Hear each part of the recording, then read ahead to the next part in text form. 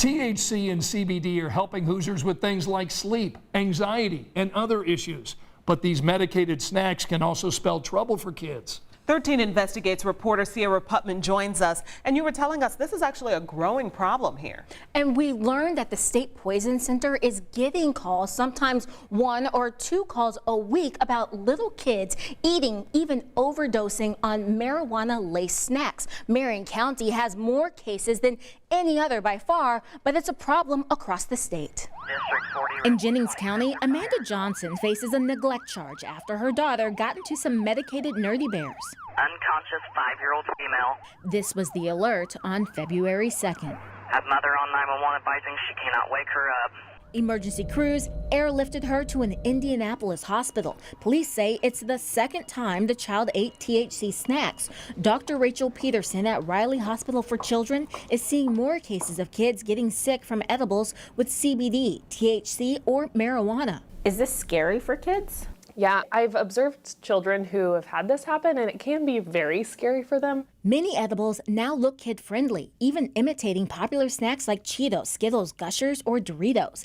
Outside the package, they're sometimes nearly identical. They look fun. The side effects are not. Tiredness, nausea, vomiting, dizziness, or headache. Scary for some kids and parents like Elizabeth Perry. Her son Oliver was hospitalized after getting into some prescription gummies. The boy started seizing and needed to be intubated. He started shaking and crying and looked at me with just utter fear in his eyes. Doctors told mom to take less than 1 gummy to help her sleep.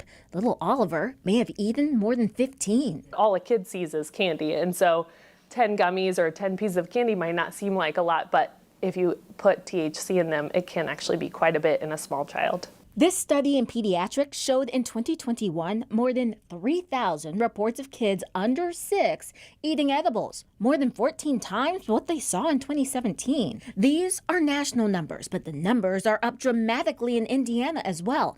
In just the last year, calls nearly tripled. Do all of those kids end up in the hospital? Not all of the children are going to be admitted to the hospital. They might be observed for a period of time until they're doing well, but not necessarily admitted. An adult can read that these are medicated gummies, but what happens when you take them out of the package? Well, then you can see that these are almost identical to real candy, which is why experts say in that case, parents should keep these away from kids, possibly putting them into a prescription pill bottle like this one.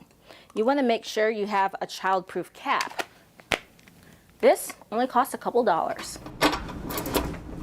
A medication lockbox is another good option. Riley sells these for $35 or less. We found similarly priced cases at a local pharmacy and online, safer and cheaper than a trip to the hospital. While most kids will be okay like Oliver, 4-year-old Tanner in Virginia was not.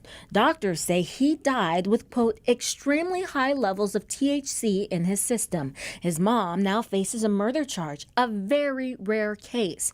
But a reminder to call the Poison Center immediately if a child ingests edibles. What are the long-term effects to children that ingest this? I don't think we know right now what the long-term effects are. A lot of unknowns for treats that look so familiar. If you want to look at those numbers yourself, just head over to the 13 Investigates section of WTHR.com. Sierra, any update on this Jennings County mom? Yeah, she was actually in court today and she pled not guilty to that charge. She's due back in court for a trial in August. We'll let you know what happens in that case. All right, Sierra, thanks so much.